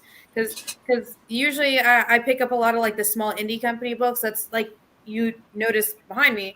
Most of these books are smaller companies. So DC and Marvel usually get away from me. But for this, I picked up any number one that I could find, and all we had was DC and Scout. And I picked this up. I was like, oh, that looks cool. The art's really cool. This is amazing, and I need more now. It's exactly how it went. If you haven't gone back to Icon and Static, go back and read those as well. Yeah, and Jenna, you should talk to Amani about Milestone. Okay. You two should look up a little bitty comic of 2 issues called The Atoll. Atoll? Atoll. Okay. Third issue is has it been The pushed back Atoll? for 4 or 5 years. So hopefully we'll eventually get it. But yeah, it's really good. It's A-toll, like the toll. T-O-L. Oh. Yes. So not atoll, like a place. Okay. Yeah. Next. Oh, It's I got a to book read this about one too. Alfred. It's James Bond. Got it. Oh my God. Go for it, Jenna. This one was a little confusing to me because they jump back and forth between 3 points in time, and it doesn't really actually give you where you're at, because what they did was they dashed out because he was MI5. So they kept dashing out with the dates where they would say now, other now, then. And so I don't think I got everything I needed to on this, but it's him and the love of his life grew up together, and they both got into MI5 at different times by different people, and then they go on this mission, and he messes up an accent, I believe is what the mix-up was, which is funny because it's Pennyworth. It's Alfred. He would never do something like that, but he did because she was there, and now they're just in the middle of ice, and so yeah, and then it flashed forward back to another time. So it's a little bit of a, if you get this book, you may have to read it 2 or 3 times, or maybe I was just not quite catching on to some of the time because it's weird. Well, this ties into the Stars series, which is two seasons so far. Yeah. It's Scott Bryan Wilson, Juan Gedeon, and Jorge Fornes. And it says, spanning the years between the hit TV show and today, Pennyworth tells the continuing adventures of Alfred Pennyworth as an MI6 counterintelligence agent, this time in the Cold War era Soviet Russia. When Alfred and his partner receive intelligence that nuclear weapons are being manufactured near the Arctic Circle, they're off to infiltrate the remote military base to learn more. But things don't go exactly as planned, and the ramifications of this mission may be more far-reaching than anyone could have guessed, as our present-day butler gets dragged back into his past. Yeah. This is straightforward 1970s style, Cold War era James Bond, just with Alfred instead of James Bond. Yeah. And he has a partner, but he's also, it's weird because in the book that I was reading, he said MI5. And that's why I was like, wait a minute. I thought it was, but who knows? Maybe it's changed since then. MI5 is the internal, MI6 is the international. It's kind of like the CIA and the FBI. Yeah. So, yeah, since he's out in the world right now, it'd be MI6, I believe. Then again, I could be backwards on that too, but that's right. Pretend to know nothing. I'm currently writing a Cold War era novel and having to look up stuff like that. But head we were over to taught Kindle very Vella different and sides search of it. for. Head over to Kindle Vella and search for. Oh, the Ember Crest Protocol. That's my new There you go. Kindle Vella series over on Amazon. It's very Nice. good. I read chapter 1 in the ER. Chapter 2 is now up and posted, and both are free, so you can Nice. go out and read them. So We'll definitely have to hit Kyle later. Be like, what was it again? I'm sorry. I will send you the links. All right. Yes. So next book, we're gonna do one more book before we go to break, and that is The Rise, number 2 from Heavy Metal. Guys, this is George C. Romero, not to be confused with George C. Scott or George A. Romero. But the film The Night of the Living Dead changed popular culture forever, and now George C. Romero, son of legendary film director George A. Romero, tells the story before the worst night on Earth. Learn about death, destruction, and tragedy that led to the birth of the modern zombie in this prequel horror saga to the most impactful horror film franchise of all time. That's another thing I want to do a thing about zombies. There's so many types of zombies. What type of zombie is this going to be? Is this going to be 28 Days Later, rabies zombie? Is it going to be like World War Z ant zombies? Or is it going to be like old school zombies? Because this is from Romero, this is the right kind of zombies. The slow ones that just go... the shambling zombies. This is the correct kind of zombies, the only kind of zombies there should be ever. The ones that we could actually probably survive?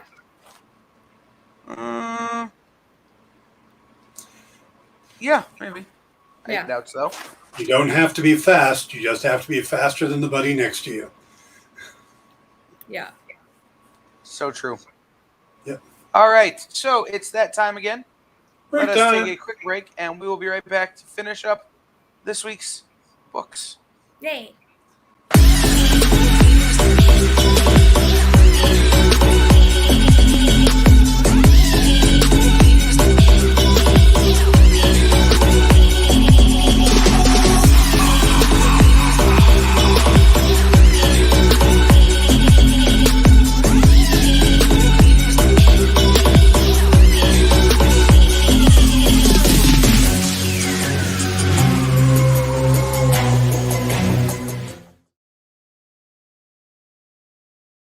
To be continued. 3 little words that hold the secret to the next great story. 3 words that will thrill you, confound you, give life to new possibilities. Every variation of To Be Continued is a promise of adventure, a promise of excitement, a promise of unseen wonders and unexplored worlds. A promise that every issue you read makes you a part of a never-ending journey, and behind every page there will be an unopened door waiting for you. This story to be continued at your local comic book shop today. Visit comicshoplocator.com today.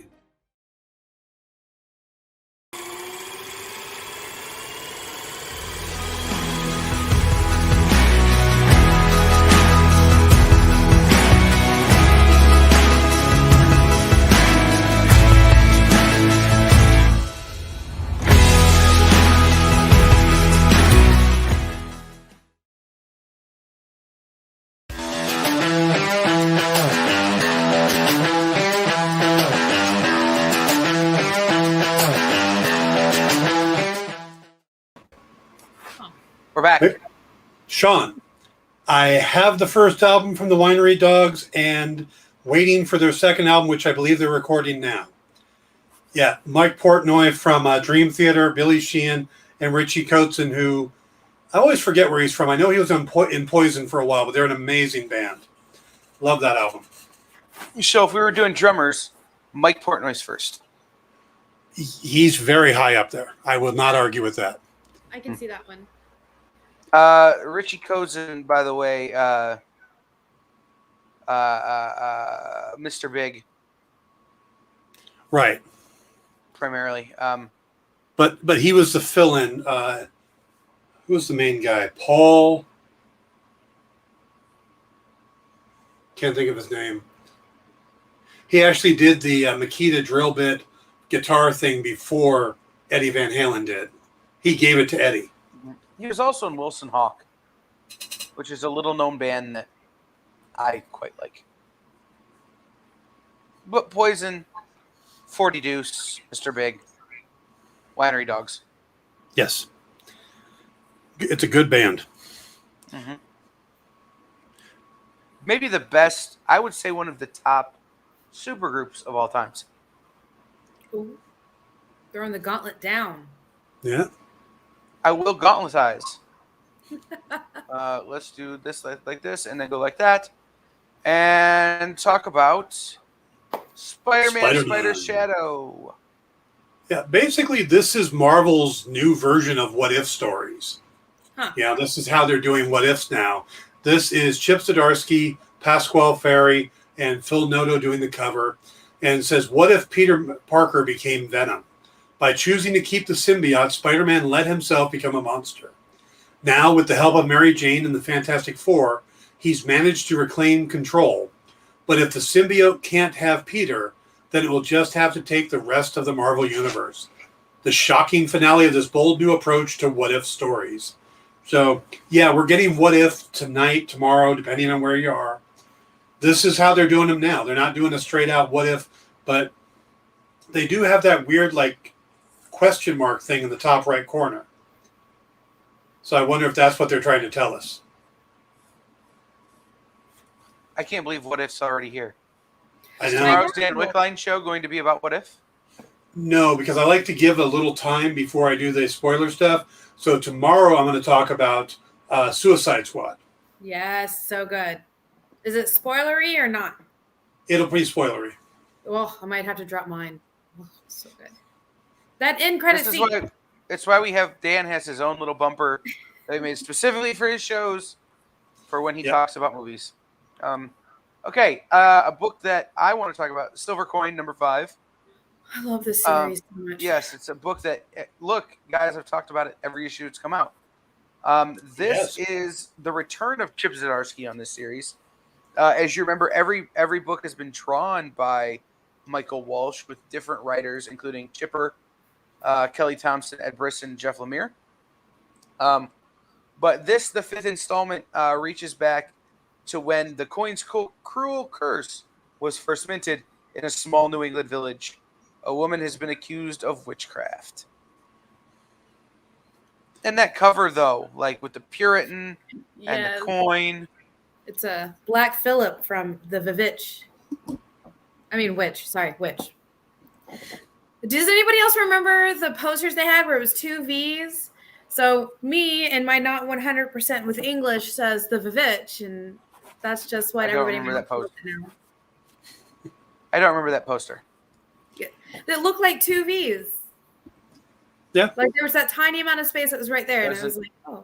I don't remember that. I was going to say, doesn't every W. That's right up there with the people referring to that bad Fantastic Four movie as the Fan Four Stick. Yeah, Fan Four Stick. I always refer to that series where they put the 4 in the middle of the word as the Fan Four Stick. Yeah. By the way, unless you've got a couple books on your list that I don't have on mine, Kyle, we may actually get through an entire episode of this show without mentioning the name of one particular horror writer that seems to have a new book out every week. Well, then stop talking about it. He doesn't have a book out this week. I am stunned. He had to go on vacation at some point. That's all he does on his Instagram. It's just constant photos of him on vacation or whatever media I follow him on. It's just he's out having dinner, out having fun. I don't know when he writes, but then 98 books come out a month from him. So true. Let's see. Creators. What else we got? That person. Well, you got me looking to see why he doesn't have a book out this week. Oh, hey, guess what? What? He does have a book out this week. It's just a free comic book day book. Oh, we don't count that. Nope, we're not going to count it. Not count it. Wouldn't be prudent. Because I mean, those books technically came out forever ago. Not going to do it. Wouldn't be prudent. Mm-hmm. All right. So we'll go with this one. This is The New Day, Power of Positivity #2 from Boom Studios. Is that a WWE logo at the top there? Yeah. It is, because that's the New Day. Day. New Day. Make sure you ain't booty. Mm-hmm. The Power of Positivity from The New Day. Oh, my God. I bring this up. The only reason I talk about this is because it has Bootios on the cover. Yes. But it's Evan Narcissi and Austin Walker with art by Daniel Bayliss. The New Day are finally a team, but something is missing. Discover how the New Day came out of the shadows into the beautiful moment of high-flying, hip-gyrating, trombone-playing chaos to find strength in the power of authenticity. Was it with Bootios?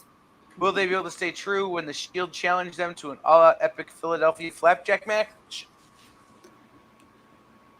We'll find out. Wait, say that last part again?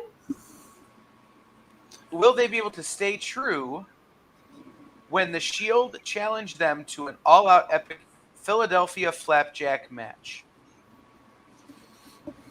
Say that 10 times fast. No. Are they going to be throwing pancakes at each other? They better be eating them. That Don't wait. is what the Philadelphia flapjack match was, yes. By the way, It we was a need pancake fight. we need to get Christopher Daniels back on the show.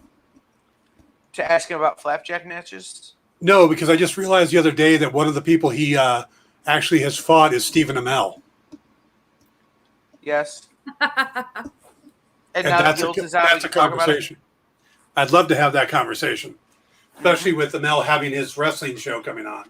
Heels. It's out. It's good. All right. Next up. We've had Chris Daniels on this show twice. Yep. Once with me and Nick and once with me and Dan. Yeah, I was in the waiting room on that one. That was going to be my first show. Oh, it sure was your first show. Yep. So weird. That was a long time ago. Mm-hmm. I still love the King's show. Like seeing I'll have his to email record him. was so cool. I'll have to email Chris. All right, let's move on to The Unbelievable Unteens. Ooh. Another guy that has books coming out all the frickin' time, Jeff Lemire. He's teamed with Tyler Cook on this, and this is from the World of Eisner Award-winning Black Hammer series. Comes the meta-team superhero saga taking place between two different worlds. After signing at a comic book convention, the Unbelievable Unteens artist Jane Ito finds herself visited by one of the characters from her own creation.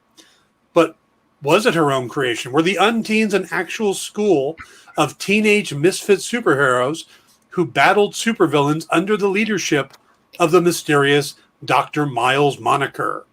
And if so, who wiped their memories and why? As Jane's world is turned upside down and she learns the true nature of her identity, she discovers a sinister plot, leading her to assemble a team she had suspected were purely fictional. Dum dum dum. I was waiting for that.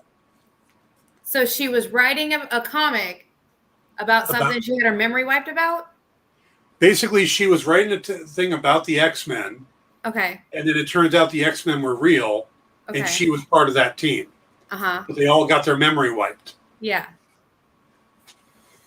Okay. All right, I got it now. Okay. But it's not the X-Men. Yeah. It's the Unteens. Yes. Okay. The Unbelievable Unteens. Oh, okay.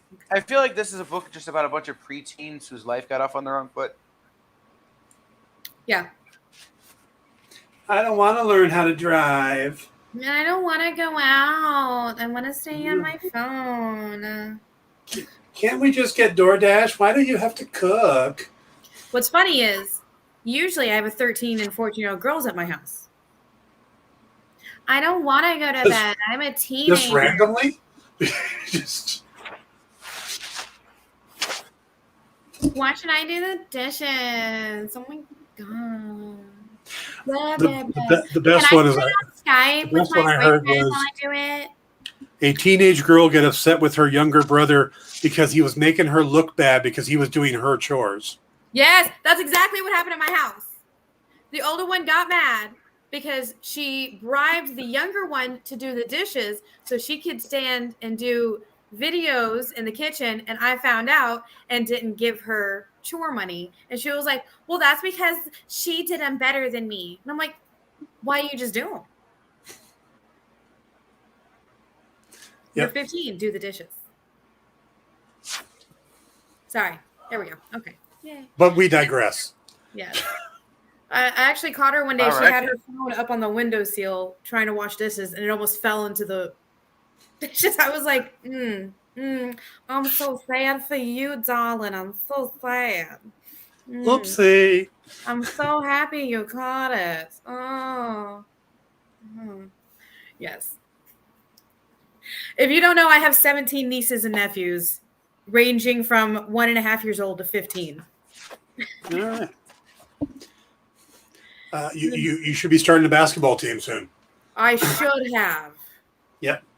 All right, we've got IDW's Star Wars: The High Republic Adventures. Now, I'm a huge fan of what they've been doing with the High Republic.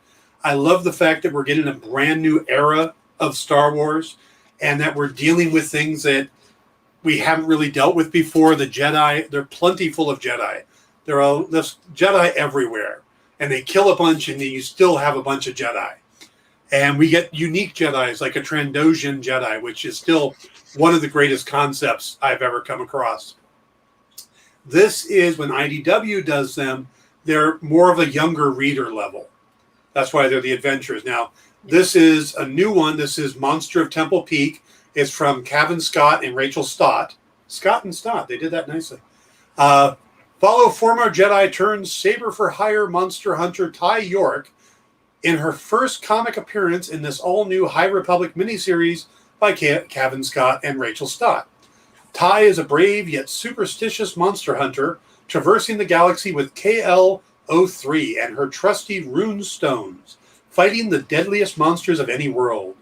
After dealing with the escaped Druin being transported to the Republic Fair, Ty heads to Lorith, where local pioneers have tasked her with taking on the fearsome Gretelex that terrorizes them. She takes the mission, but can't shake the feeling that something is amiss with the Force. So again, we've got somebody who was in Jedi training, or at least, I don't know if she actually got all the way through it, but former Jedi turned, she's now a freelancer, which is something we haven't gotten that much in Star Wars. They're really playing with some new area here. Yeah. And I love it. I love the fact that we're not having Han and Leia and Luke pop up everywhere. This takes place so far in the past that other than Yoda, we really don't get any of the same characters. Okay. So Getting to meeting new people, I like it. I've read most of the books, but not a whole lot of the. I've read the Dark Horse comics, and I read most of the actual books. mhm. But I'm not sure if I've read any of the like IDW and Marvel stuff yet. I'm kind of waiting to get because I like the thick books. I like to do it that way. So this is one of those series that I know if I get the first one, I'm gonna want to just read it nonstop. So I'm kind of waiting for them thick trades. Well, I've been reading the novels. I got The Light of the Republic, and I've got the second one, which I think is Kevin Scott as well. Or did he write the first? I get those confused. But I've got that one ready to go. Oh, Nice. Charles right, Soule wrote the first one. Kevin Scott wrote the second one. nice. I've got it right over my shoulder there. I have my alien books over here. I have two more books to talk about, and they're actually not floppy comics. They're not necessarily new books per se. Okay. They are August 1961, which is Marvel August 1961 Omnibus hardcover. In August 1964, Fantastic Four 1 hit newsstands, heralding a new take on superhero stories and the birth of the Silver Age Marvel Universe. But Marvel Comics had been around for years before that, publishing Western, romance, comedy, monster, and science fiction titles. In August 1961, Fantastic Four was just one of over a dozen very different Marvel books. Now, 60 years later, experience the excitement of being a comic book fan in that momentous month with a complete collection of every issue that shared the shelves with FF number 1. Many have never before been reprinted. So this is Journey into Mystery number 73 and 74, Kathy number 13, Life with Millie 13, Patsy Walker 97, Amazing Adventure 6, Fantastic Four 1, Kid Cold Outlaw 101, Linda Carter Student Nurse number 2, Millie the Model 105, Strange Tales 90, Tales of Suspense 23, Tales to Astonish 25, Gunsmoke Western 67, Love Romances 96, Teenage Romance 84, Amazing Adult Fantasy number 7, Patsy and Hetty number 79, and The Rawhide Kid number 25. I love this. I love this idea just because we look at Fantastic Four and think, oh, this is the birth of the Marvel Universe. This is where superhero stories started. But Stan and Jack didn't do a superhero story to start. The first few Fantastic Four issues aren't that different than the monster stories that they had been doing. It's just Stan started putting more focus on the team to stop the monsters than he did on the monsters, which is why they had done it before. And there was those first episodes, there was a real Challengers of the Unknown feel to the characters. We didn't really get the Marvel Universe started until other characters started popping up, like Ant-Man and Spider-Man and Thor. When those started coming, then we got this cohesive universe. But in those first couple Fantastic Four issues, it was still monster comics going forward. It's just sort of like a mishmash of all the before is what this really looks like, huh? Yeah, this is super cool. It really is. If you walked into your comic shop at this time and picked up every book from Marvel Timely, this is what your box would look like. Yeah, wow. Lots of monsters, lots of westerns, and lots of romance. I love the idea of just celebrating 1 month in time in comics. Like, so cool. Yeah. The other book I want to talk about is Did You Hear What Eddie Gein Done? It's from Albatross Funny Books, which is Eric Powell. But it's written by Harold Schechter with art by Eric Powell.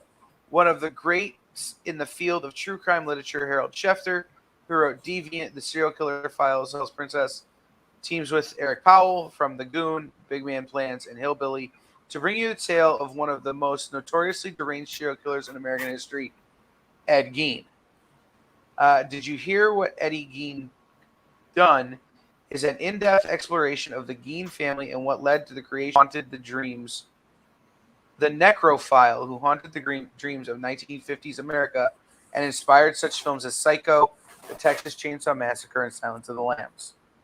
Painstakingly illustrated and research, Schechter and Powell's true crime graphic novel takes the Geen story out of the realms of exploitation and gives the reader a fact-based dramatization of these tragic, psychotic, and heartbreaking events.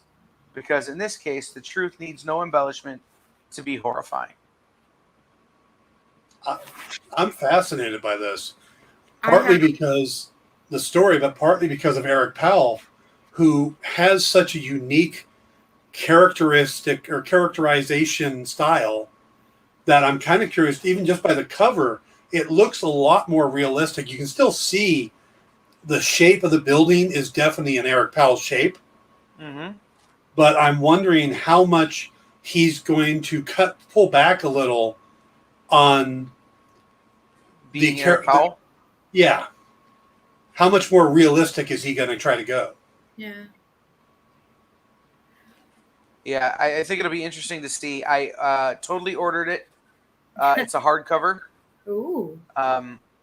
It's, believe it or not, I ordered August 1961 as a hardcover as well, just because. Why not? Yeah. There's a variant of August 1961 that just has Mole Man on the cover. But no, the other trade, and I don't have the art for it, is Lady Mechanica Volume 1. Which came out years ago, but because of stuff, not going to get into all of that, but because of stuff, is just now the trade coming out. So make sure you check that out as well. Nice. Yeah. I remember seeing the early artwork he was doing for that before it even came out. Ran into him at a show and just does such gorgeous work he's doing. Joe Benitez is a genius. Yeah.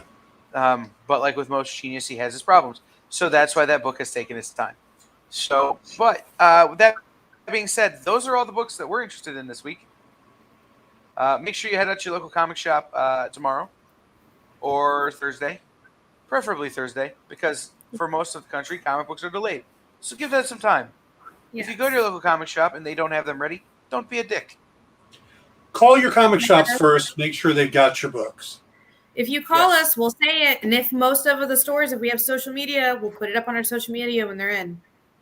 Yep. Do we know? And Do we know why the delay? Because they don't like us. Supply chain issues. They're having trouble getting UPS drivers. Yeah. But the last thing I will say is, for many, many stores across the country, Saturday's Free Comic Book Day. Yeah. Go buy stuff at Free Comic Book Day. Yep. Don't just get free comics. Buy stuff. And make sure to be. If you have a hard time, remembering Free Comic Book Day, remember this is the weekend Free Guy opens. Free Guy, free comics. Make it a double free weekend. Go see the Ryan Reynolds movie. Go by your comic shop afterwards. Get some free comics. And wear a mask. Yes. So, all that said, we will see everybody next week. Jenna might not be able to join us much in the future, but Dan and I will at least be here with our shenaniganery. Nope. So we won't see everybody then. I'll probably see you guys Thursday. Yeah, Because it looks like I'll be probably running What's in the Box. Oh, very yes, cool. We'll see Jenna Thursday, but normally she's live selling comics at this time. So we'll have to work on that. But we will see everybody very, very, very, very, very, very, very, very, very soon. See you guys tomorrow on the Dan Wickline Show. Bye. Talk about Suicide Squad. Yes. Yes, and I will try not to get anything spoiled.